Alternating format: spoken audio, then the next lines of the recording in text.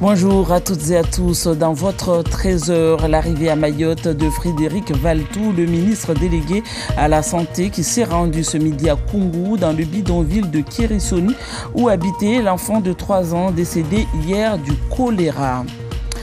Il est arrivé ici dans le même avion que le ministre de la Santé. Il s'agit du député européen François-Xavier Bellamy, reçu avec un accueil populaire. L'élu LR s'est ensuite rendu au centre de rétention administrative. Une visite de 2 jours dans le cadre des campagnes pour les européennes. François-Xavier Bellamy est l'invité du Trésor. Il sera en direct de nos studios de Petite Terre. Et nous finirons notre journal avec la flamme olympique qui est arrivée hier à Marseille, une fête populaire qui a rassemblé plus de 150 000 personnes. Le rappeur Jules a allumé le chaudron olympique devant une foule en ébullition.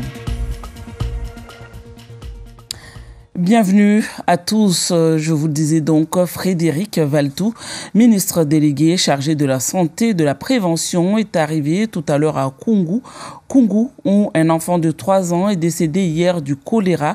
Le ministre est donc dans ce bidonville appelé Kérisoni, où se trouve actuellement Raphaël Kane. Raphaël, bonjour. Le ministre de la Santé, on l'a dit, est actuellement dans ce quartier. Quel est l'objet de cette visite ? Bonjour Kalawi, le ministre est arrivé il y a un peu plus d'une demi-heure. À ses côtés notamment le maire de Koungou et la députée Estelle Youssoufa. Il a rencontré les agents de l'ARS, les infirmiers réservistes et les agents de la Croix-Rouge qui distribuent dans une tente du gel hydroalcoolique, du savon et des pastilles pour potabiliser l'eau. Ils ont expliqué au ministre leurs difficultés pour sensibiliser la population, notamment pour les convaincre de se signaler en cas de symptômes, de ne pas avoir honte de la maladie. Beaucoup d'habitants aussi continuent de faire leur vaisselle et de se laver dans la rivière. Certains riverains sont inquiets et dénoncent ce comportement. Ils sont inquiets notamment depuis l'annonce de la mort d'un enfant de 3 ans hier. Ce premier décès est dans tous les esprits parmi les habitants de ce bidonville. Un décès qui n'a pas été évoqué pour le moment par le ministre délégué à la Santé. D'après des médecins réservistes, 3 nouveaux cas de choléra ont aussi été détectés dans ce bidonville depuis ce matin.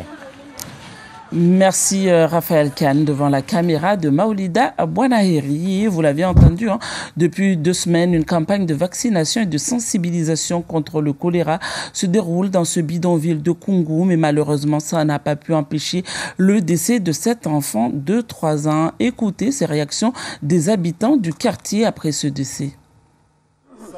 Parce que moi aussi je m'habite ici, moi aussi j'ai vraiment peur, mais j'ai pas le choix. Il y a des gens aussi qui sous-estiment ce médicament-là. Ils disaient ouais, quand je vais boire ça, c'est là que je vais être malade. Je dis non, eux ils sont pas bêtes, ils savent ce qu'ils font. Ils sont là pour nous aider. Il y a beaucoup d'enfants et les maladies toujours circulaient ici. Mais quand on téléphone toujours les 15 pour arriver, pour récupérer l'enfant, fait des mal. Jusqu'à l'enfant, il a décès. Ah, c'est pas bien quand même. Réaction recueillie par Raphaël Kane et Maoulida Bouanahiri. Et toujours au sujet du choléra, notez qu'au Comores, les cas de choléra ne cessent d'augmenter. Hier, 161 nouveaux cas ont été enregistrés. 4 nouveaux décès liés au choléra sont à déplorer. Le choléra qui sera au cœur de l'entretien d'Anastasia Laguera ce soir avec le ministre de la Santé, Frédéric Valtou, qui sera donc l'invité du 19h ce soir. Et je vous le disais en titre, le député européen François-Xavier Bellamy est arrivé dans la matinée à Mayotte, comme vous devez le voir sur ces images. Et il a reçu un accueil populaire en présence des élus LR tels que le député Mansour Kamardine ou encore le président des LR Abdoul Kamardine. Et il s'est ensuite rendu au CRA et a passé en revue le moyen dédié à la lutte contre l'immigration clandestine à Mayotte.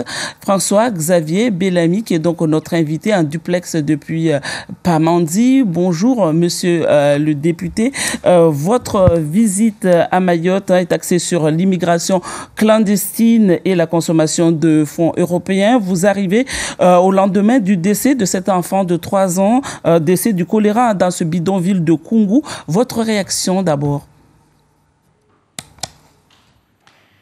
Bonjour d'abord et merci pour votre invitation. Je voudrais dire à quel point j'ai été marqué d'apprendre cette nouvelle. Hier, j'étais encore en métropole. La nouvelle de la mort d'un enfant, première victime de cette épidémie de choléra. Il y a des semaines maintenant que nous alertons, que le député Mansour Kamardine à Paris alerte sur la gravité de cette situation parce que nous savions que l'épidémie se développait aux Comores. Maintenant, il est temps d'agir enfin et d'intensifier la campagne de vaccination contre le choléra, de faire en sorte que nous puissions mettre en œuvre une véritable protection effective des frontières parce que, en réalité, derrière la question de l'immigration clandestine, les Mahorais et les Mahoraises le savent bien, il y a finalement tous les problèmes que cette île traverse. Il y a la question de l'accès à l'eau, la question de l'accès aux services publics les plus essentiels et bien sûr cette question de la santé puisque cette épidémie, nous le savons bien, est aussi un effet d'une immigration incontrôlée. Est-ce que vous considérez que le dispositif anti-choléra est à la hauteur des enjeux de la situation à l'heure actuelle? Vous savez, le ministre de la Santé est là actuellement justement pour voir s'il faut parfaire ou non ce dispositif. Pour l'instant, je crois que la réponse doit d'abord être intensifiée parce qu'on le voit bien, l'épidémie se développe à toute vitesse. Ça veut dire d'abord faire en sorte que tous les habitants de Mayotte aient accès à l'eau. Et cette difficulté d'accès à l'eau, les tours d'eau qui existent encore aujourd'hui, ils rendent beaucoup plus compliqué la vie quotidienne, mais aussi l'hygiène, l'alimentation et la protection, la prévention du développement de cette épidémie. On voit bien également les problèmes que causent les difficultés ou les manques du réseau d'assainissement. Donc tout cela est fondamental.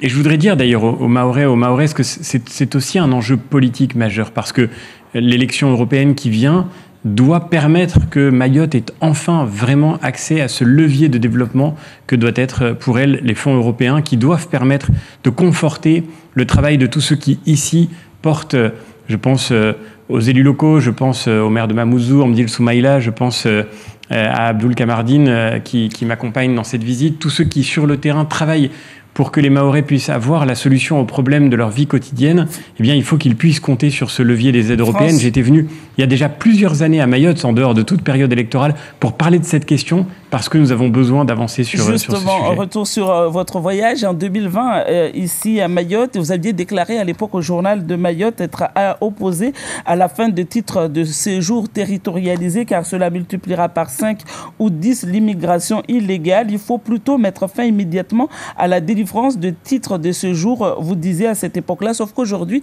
il y a le projet de loi Mayotte soutenu par nos élus, notamment des élus LR, qui prévoit la fin des titres de séjour territorialisés. Est-ce que votre positionnement a évolué depuis? Non, nous disons tous ensemble, d'une seule voix, avec les Républicains, que nous avons aujourd'hui pour priorité absolue que Mayotte puisse retrouver enfin des frontières. J'étais ce matin en visite au centre de rétention administrative pour pouvoir rencontrer les policiers qui travaillent dans ce centre en coopération avec les gendarmes et toutes les forces de l'État. Aujourd'hui, ce qu'ils nous disent, c'est que nous sommes face à une montée de la pression de l'immigration irrégulière qui ne vient plus seulement des Comores, mais maintenant de beaucoup de pays d'Afrique. Est-ce qu'il faut en finir avec les titres de séjour territorialisés ou pas? Et ce que disent les policiers, c'est que en réalité, si on fait de Mayotte un point d'entrée vers la métropole, on va aggraver encore l'immigration clandestine. Et nous sommes tous d'accord avec cela. Il faut pas. Vous pensez que ça va faire de Mayotte un point d'entrée vers l'Europe? Mais le grand danger, ce serait que Mayotte devienne. Vous connaissez tous les images de Lampedusa, cette île italienne. Le grand danger serait que Mayotte devienne le Lampedusa de l'océan Indien. Et nous avons tous pour certitude que le défi majeur, et c'est ce que nous portons avec le député Mansour Kamardine, le défi majeur, c'est de faire en sorte que les forces de police, les forces de gendarmerie, la justice puissent avoir les moyens adaptés pour reconduire dans leur pays ceux qui rentrent illégalement sur le territoire de Mayotte et donc sur le territoire de la France et de l'Europe. Et ça veut dire, c'est ce que nous défendons avec les Républicains, mettre en œuvre le bras de fer qui s'impose avec les pays de départ, conditionner toute aide européenne et tout visa d'un pays européen à ces coopérations des pays de départ qui doivent reprendre leurs ressortissants entrés clandestinement sur notre sol. Vous étiez favorable au déploiement de Frontex à Mayotte. 4 ans plus tard, ça n'est toujours pas effectif. On nous annonce la mise en place du rideau de fer maritime. Qu'en pensez-vous? Moi, je crois effectivement que pour conforter l'action des forces de l'ordre. L'opération de Frontex pourrait être utile à Mayotte. Ici, ce n'est pas possible aujourd'hui à cause du mandat de Frontex qui ne lui permet pas d'intervenir à Mayotte, mais je pense que c'est effectivement un sujet qu'il faut réviser. J'y ai travaillé au cours des dernières années. J'ai organisé des rencontres entre la direction exécutive de Frontex et les autorités de l'État ici à Mayotte, et je continuerai de pousser dans cette direction. Ce dont nous avons besoin, c'est d'avoir un mandat clair demain au Parlement européen pour pouvoir dire que Mayotte est un territoire français, européen, et doit être défendu à ce titre. Pas comme Madame Le Pen, dont les amis au Parlement européen pensent que Mayotte devrait retourner aux Comores. Nous croyons le contraire. C'est notre famille politique qui a fait de Mayotte un département français, et nous sommes fiers de cela. Nous sommes fiers que Mayotte soit française, mais que Mayotte soit française et européenne veut dire que la France et l'Europe doivent mettre tous les moyens nécessaires, y compris Frontex, pour protéger ses frontières. Dernière question, François-Xavier Bellamy. L'autre thématique de votre séjour, on l'a dit, ce sont les fonds européens. Est-ce qu'aujourd'hui, vous êtes satisfait de la consommation des fonds européens à Mayotte ? Bien sûr que non. C'est un sujet révoltant qu'il y ait des financements qui sont disponibles et qui ne sont pas engagés pour la population. Et là aussi, je me suis battu au cours des dernières années parce que vous savez, le travail d'un parlementaire, c'est, je crois, un combat quotidien. On s'est battu pour améliorer la consommation des fonds européens ici à Mayotte. On s'est battu pour faire en sorte que, et ça c'est un combat qu'on a gagné, par exemple, que les pêcheurs mahorais puissent bénéficier des aides au renouvellement de la flotte. Ça aura été 4 ans de combat acharné avec les pêcheurs de Mayotte, et on a obtenu cette victoire dans les dernières semaines. Je crois que c'est un signal important. Maintenant, il faut que dans tous les autres domaines, on puisse faire en sorte que les choses avancent dans la même direction. Je suis, je crois, le seul candidat tête de liste de cette élection à venir à Mayotte aujourd'hui, parce que je crois que c'est une priorité pour nous. Je ne fais pas que survoler Mayotte. Je garderai cet engagement pour Mayotte et les Mahorais. En direct de notre studio de Petite Terre. Et puis cette information, en bref, en ce jour férié, si vous avez prévu d'aller à la plage ou une sortie en mer, sachez que notre île est en vigilance jaune vague submersion marine. Vous l'avez constaté, nous sommes en période de grande marée. Faites donc attention à vous et aux enfants. Et puis ce jeudi 9 mai, jour férié, jour de l'Ascension, ce jour symbolise pour les catholiques la dernière rencontre du Christ avec ses disciples après sa résurrection et son élévation au ciel. Ce jour annonce aussi la venue du Saint-Esprit 10 jours plus tard et la formation de l'Église à la fête de la Pentecôte. Le maire de Mamoudzou, Amdelouahedou Soumaïla, est actuellement à La Réunion. Ce matin, il a rencontré la communauté mahoraise de Saint-Denis, comme il a déjà rencontré des Mahorais d'autres villes réunionnaises. Il s'est rendu également à la délégation de Mayotte à La Réunion. Et on reste à La Réunion. Ils sont arrivés hier à Saint-Denis après une semaine dans les sentiers de l'île pour la grande traversée. Ils sont partis le 30 avril de la Crète à Saint-Joseph. Les marcheurs amoureux de la nature et porteurs de messages de tolérance ont effectué une sorte de grand raid. Et puis au niveau national, hier le 8 mai, c'était férié, tout comme aujourd'hui, jeudi de l'Ascension avec le pont. Ça fait un week-end de 5 jours, jackpot pour les campings dans l'Hexagone. Beaucoup en profitent pour aller se reposer à moindre frais et ça lance également la saison estivale. Et on termine notre 13h avec la fête hier à Marseille pour l'arrivée de la flamme olympique.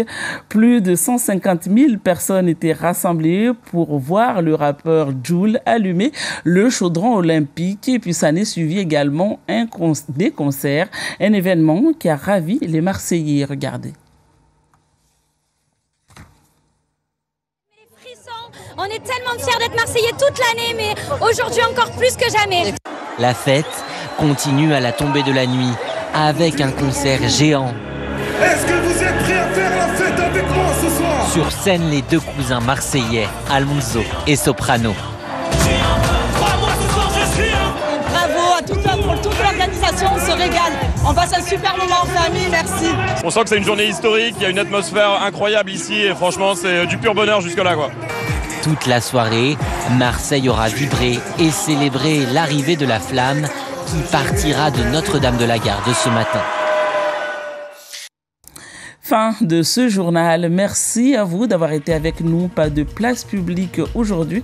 Le retour de l'information en télé ce soir avec Anastasia Laguera qui s'entretiendra avec le ministre de la Santé Frédéric Valletoux. Passez une excellente journée avec La Première.